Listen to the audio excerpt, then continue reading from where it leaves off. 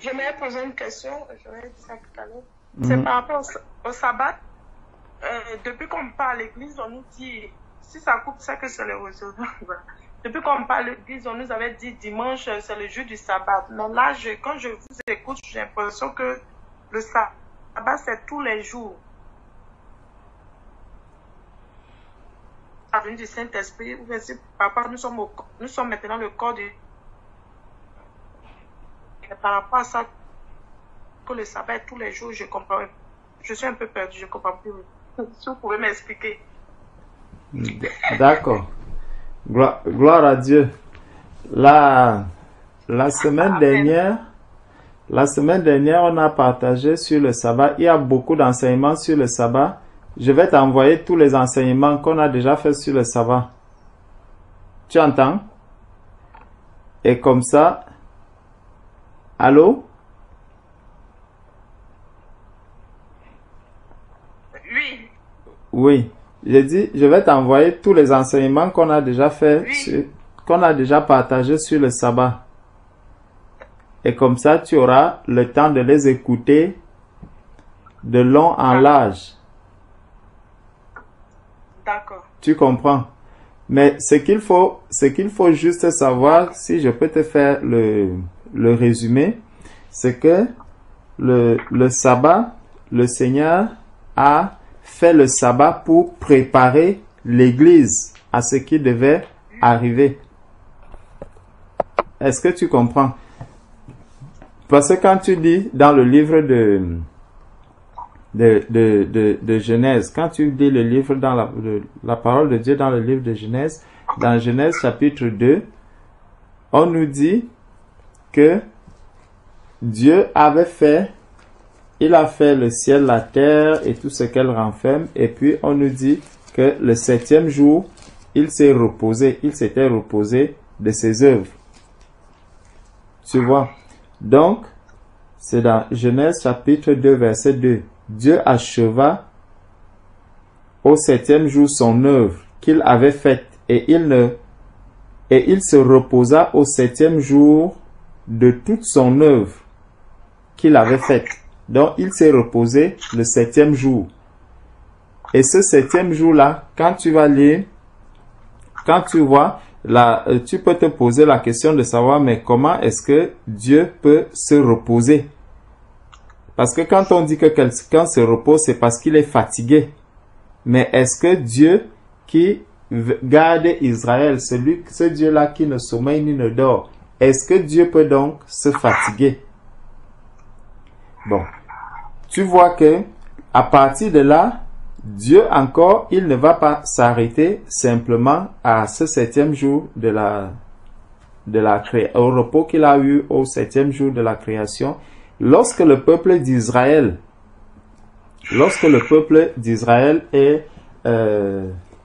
se retrouve maintenant dans Exode au chapitre 20, Dieu va encore leur parler du sabbat, qu'ils doivent respecter le sabbat. Dieu leur donne même comment est-ce qu'ils doivent pratiquer le sabbat. Il leur dit que le jour du sabbat, ils ne doivent pas prendre de la nourriture. Ils doivent faire du stock de nourriture pendant 2 jours. Pour que le jour du sabbat, ils ne vont pas, parce que le jour du sabbat, ils ne doivent pas travailler. Et tous devaient manger la manne. Donc, quand Dieu est déjà avec le peuple d'Israël dans le désert, il leur donne la manne. Il les nourrit avec la manne. Donc, tous ceux qui pratiquaient le sabbat dans le désert, c'est ceux-là qui mangeaient la même nourriture. Est-ce que donc déjà, aujourd'hui, tous ceux qui pratiquent le sabbat, aujourd'hui, est-ce qu'ils mangent, est-ce qu'ils se nourrissent de la même nourriture? Si nous quittons même le fait que la manne, parce que la manne, c'était la Bible nous dit que la manne, c'est Jésus-Christ qu'il recevait. Est-ce que donc le jour du sabbat, tous ceux qui pratiquent le sabbat reçoivent la même nourriture, la même nourriture spirituelle? Est-ce que le message qu'il est prêché ce jour du sabbat est le même partout? La réponse est non. Donc, ça c'était juste l'ombre. Ça c'est juste l'ombre de ce qui s'est passé. Quand tu arrives maintenant dans la Nouvelle Alliance, la Bible nous dit que Christ est notre sabbat. Christ est notre sabbat. C'est pour ça que tout ce que vous allez voir dans comment l'Église est en train de marcher, le Seigneur nous recommande. Le Seigneur nous recommande en nous disant si on prend par exemple Colossiens chapitre 2 au verset 16, il dit que personne donc ne vous juge au sujet du manger et du boire, ni même pour le jour du sabbat. Donc que personne donc ne vous juge au sujet du manger ou du boire ou au sujet d'une fête, d'une nouvelle lune ou des sabbats. C'était l'ombre des choses à venir, mais le corps est en Christ, la réalité est en Christ. Donc le sabbat que les hommes étaient en train de pratiquer, c'était une ombre. Ce n'est pas comme ça que les choses devaient se pratiquer. C'est comme les hommes parlent aujourd'hui du temple. Le temple physique qui était là, c'était l'ombre du temple que Jésus-Christ est venu bâtir. Ce temple aujourd'hui, c'est le corps du Christ. Ce n'est plus ces bâtisses. Ce n'est plus ces bâtiments qui existent. C'est le corps du Christ qui est le temple. Donc, quand vous voyez des personnes qui se lèvent, elles vont dans ce temple-là. C'est exactement comme ça qu'ils font le sabbat. C'est la même chose. Tel que le sabbat, tel que le temple physique aujourd'hui n'a plus une quelconque signification. C'est la même manière que le sabbat que les hommes pratiquent aujourd'hui n'a aucune signification. Parce que la réalité qui est en Jésus-Christ, Jésus, c'est pour ça que quand Jésus était sur la terre, on voyait ses disciples qui mangeaient, qui faisaient des choses qui scandalisaient un peu les pharisiens le jour du sabbat. Parce que les pharisiens n'avaient pas encore compris qui était Jésus-Christ et ce que Jésus-Christ était venu faire. Donc, c'est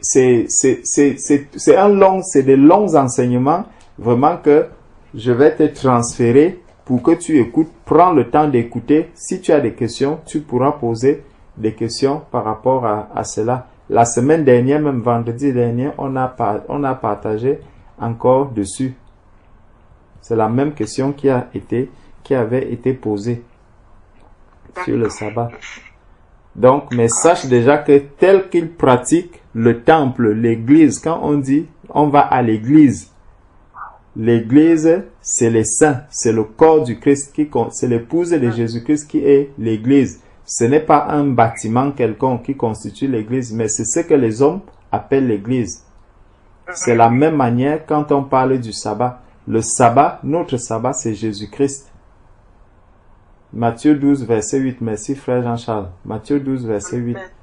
Christ est notre sabbat. Donc, ce n'est pas un jour particulier. Lorsque tu nais de nouveau, tu entres dans le repos. Tu entres dans le repos. Parce que la parole de Dieu nous dit dans Colossiens que Christ nous a délivrés de la puissance des ténèbres et nous a transportés dans le royaume du Fils de son amour. Donc spirituellement, nous sommes assis dans les lieux célestes en Jésus-Christ. Amen. Or, Jésus-Christ, dans le royaume des cieux, tu ne vas pas célébrer le sabbat dans le royaume des cieux. C'est pour ça que Jésus va dire à la Samaritaine dans Jean 4 que Dieu est esprit et il faut que ceux qui l'adorent en esprit et en vérité. Est-ce que donc le sabbat que l'on pratique aujourd'hui, c'est un sabbat spirituel? Est-ce que l'esprit va allumer une lampe? Parce que quand vous voyez les personnes qui pratiquent le sabbat aujourd'hui, on va te dire, tu ne dois pas manger, tu ne dois pas faire ceci. Mais est-ce que l'esprit se nourrit de la nourriture charnelle? Tu ne dois pas travailler. Est-ce que l'esprit fait un travail charnel? Non. L'esprit va, c'est pour ça que la guérison, c'est un acte spirituel. Jésus guérissait les personnes le jour du sabbat. C'est un acte spirituel, c'est un travail spirituel qu'il accomplissait. Et les pharisiens ne comprenaient pas cela, que Jésus avait déjà commencé à faire un travail spirituel pendant qu'il était avec eux, parce qu'il voulait montrer à ses disciples que le travail doit se faire maintenant de manière spirituelle, ce n'est plus par la chair. quand tu vas guérir, quand tu vas chasser les démons à quelqu'un, les démons, ce n'est pas la chair, c'est l'esprit qui va combattre. C'est un combat spirituel qui va être mené.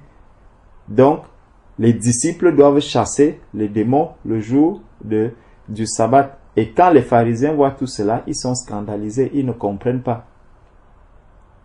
Donc c'est ça, si je peux te faire un résumé, un gros résumé des résumés, c'est un peu ça.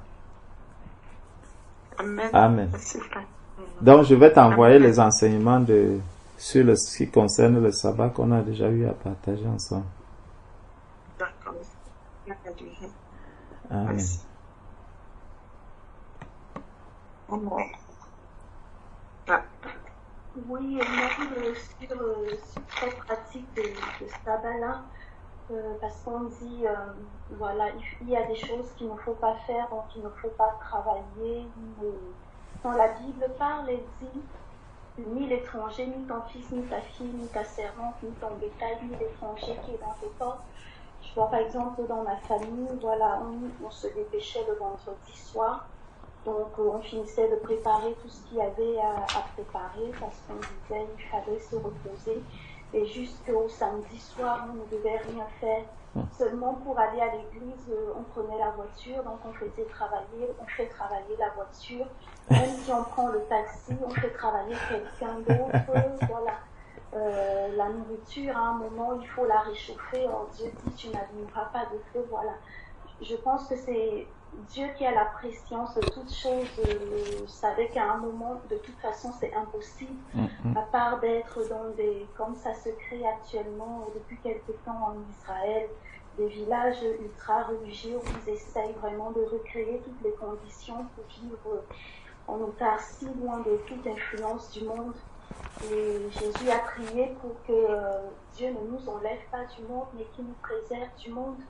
Donc, en examinant un peu tout ça, ça peut pas être du vendredi au samedi qui est le sabbat en fait de Dieu.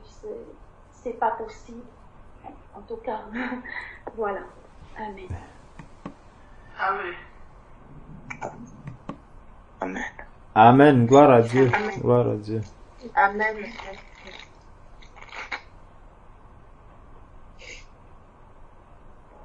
Je voulais élever une prière parce que les exemples qui ont été cités dans les exhortations des frères, c'était de nous garder, et on se garde en fait par la communion qu'on a avec Dieu et par la méditation. Donc il faut se faire violence. Et quand j'avais mon travail de façon régulière, et même lorsque j'étais à la maison pendant un certain temps, j'avais mis en place un certain plan de combat, d'attaque où la communion avec l'Éternel était passée de quelque chose de difficile au départ à des moments vraiment que mon esprit, que mon âme attendait. Et avec le travail que je fais actuellement, de nuit, je rentre, je suis fatiguée, je me suis surpris très très régulièrement à prier et à m'endormir et à me réveiller plusieurs minutes plus tard, ce qui ne m'arrivait jamais. Et je sais qu'au milieu de nous, il y a beaucoup de bien-aimés qui traversent des moments de ce genre également, où on a l'impression que la communion avec Dieu, c'est vraiment quelque chose de... On a du mal à retrouver le programme, si je puis dire, ou la marche, ou l'intensité de la communion qu'on avait avant. Donc pour que l'Éternel nous fasse grâce, qu'il nous conduise en toutes choses et qu'il nous aide dans ces moments. Au nom de Jésus. Amen. Amen. Amen. Amen.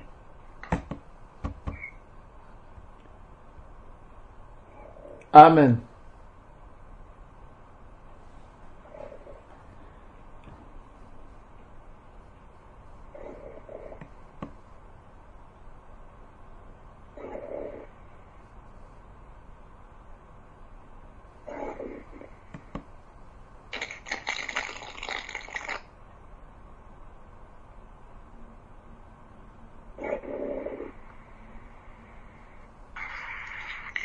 moi, je voulais donner un petit témoignage par rapport à ce que le frère Jean-Charles a dit concernant garder son cœur, son esprit et tout. Et il a dit à la sœur que c'est vrai, nous sommes nés de nouveau. Et il y a des péchés que nous ne faisons plus. Mais il y a des choses qui sont subtiles, les pensées, les choses comme ça qui peuvent nous arriver. Moi, quand je suis venue au Seigneur, quand j'ai rejoint ma famille, j'ai plein de choses que je ne savais pas. Vraiment, le Seigneur a permis, je bénis le Seigneur pour nos frères qui te restaurent, qui te réconcilient avec le Seigneur. Ils nous ont donné des enseignements. Au moment où tu commences à t'accrocher au Seigneur et que le malin ne peut plus t'atteindre, je vais dire, il y a plein de choses dans ta vie que tu dis, ah oui, ça je ne savais pas, le Seigneur a permis que je connaisse maintenant, c'est fini dans ma vie, ça c'est fini, ça c'est fini. Et dans les pensées, souvent on ne se rend pas compte qu'on est en train d'être attaqué. Moi, ça a été mon cas et ça a été difficile. Et je disais, bon, ça, je crois que c'est bon. Hein. Je disais, merci Seigneur, tu m'as donné une famille merveilleuse, mais là, c'est pas ma place. Je ne veux plus rester là. Pas parce qu'ils n'étaient pas bons, je sentais que j'étais indigne d'être là.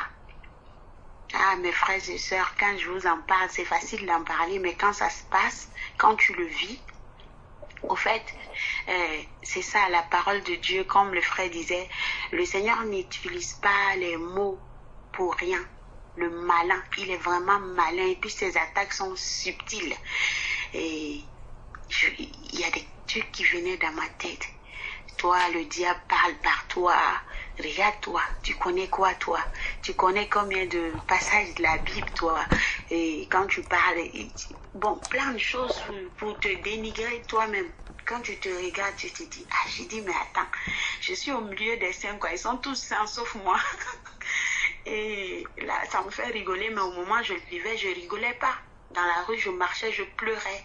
Je n'étais pas bien.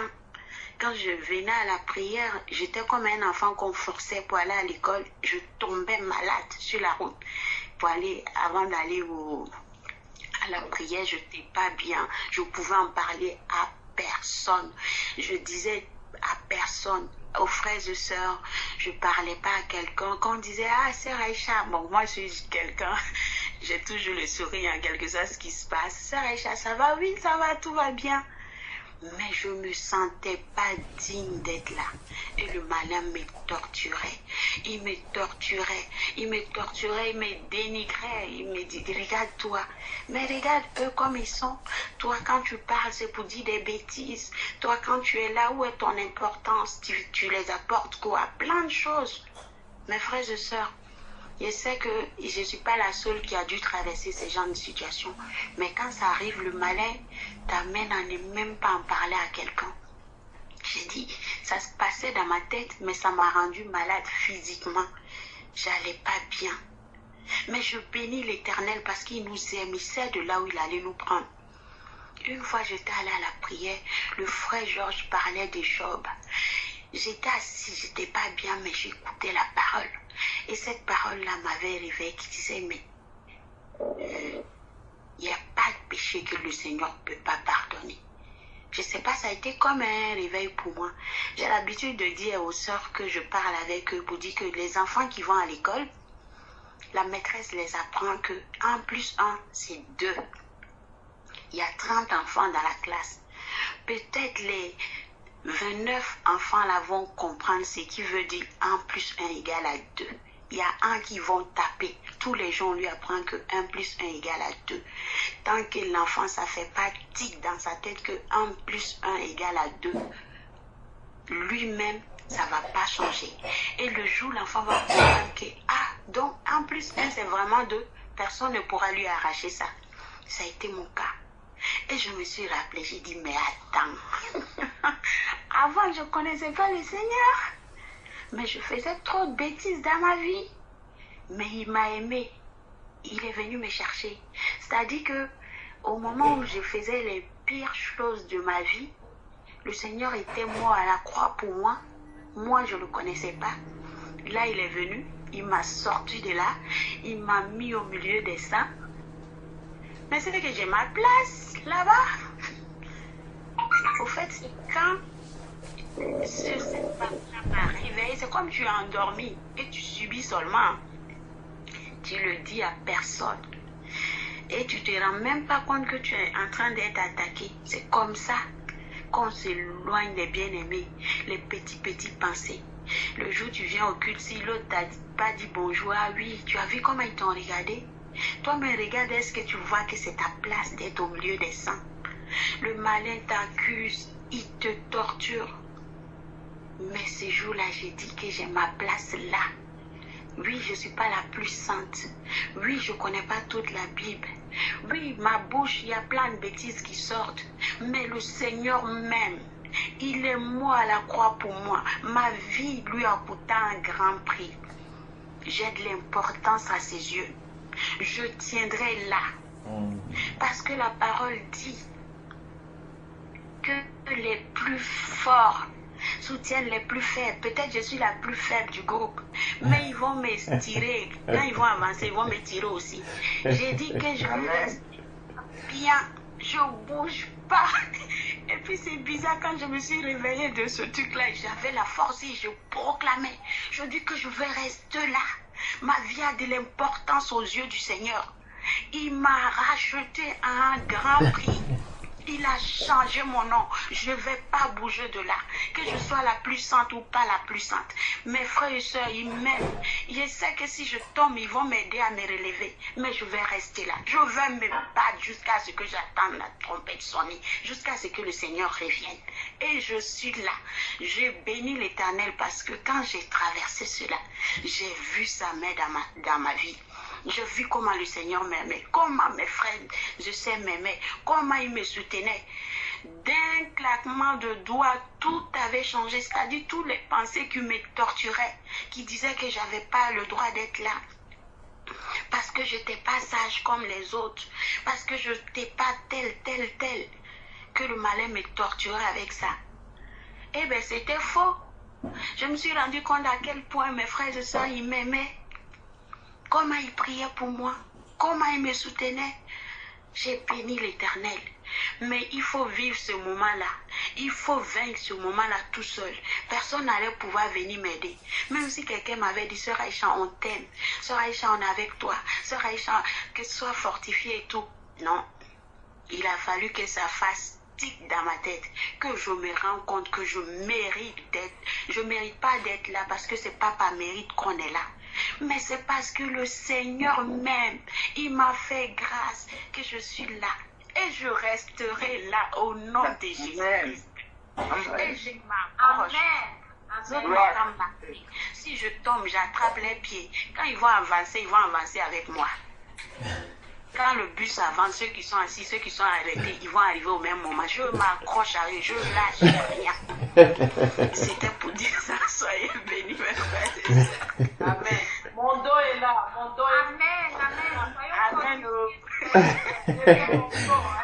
Ça bénit Sœur Aïcha. Je savais que tu allais le compléter, ce chant-là. Vraiment, Jésus a changé mon histoire. Là où là. Oui, ma sœur, c'est toi qui inspires aussi les autres par ta façon d'être, par tes témoignages, par ton comportement. On soit fortifié. Voilà, quand les autres tombent, c'est toi aussi qui Dieu se sert de toi pour nous redresser aussi. Donc, tu as, comme tu disais, toute ta place au milieu de nous. Tu as toute ta place. Sois bénie, ma sœur, au nom de Jésus. Amen. Oh. Merci pour ton amour, ma soeur.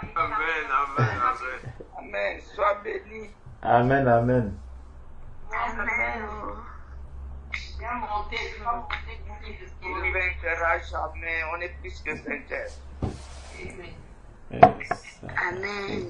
Et continuons à prier les uns pour les autres. Prions énormément, abondamment les uns pour les autres. Ne cessons pas. Prions sans cesse les uns pour les autres. C'est important. Amen. Amen.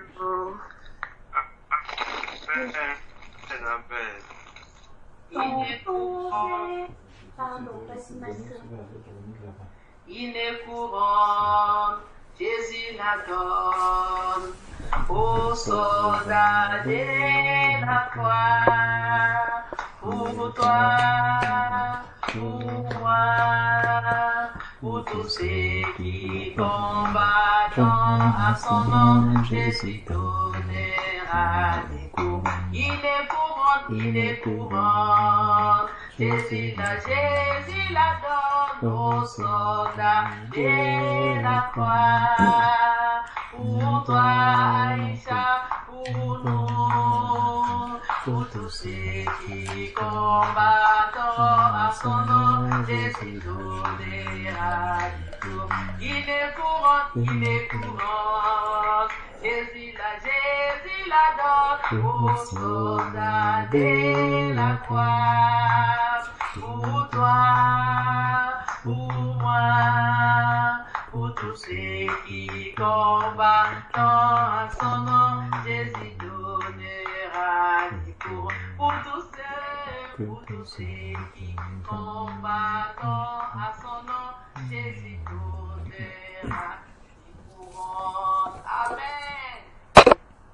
Amen. Gloire à Dieu. Seigneur, sœur. Amen.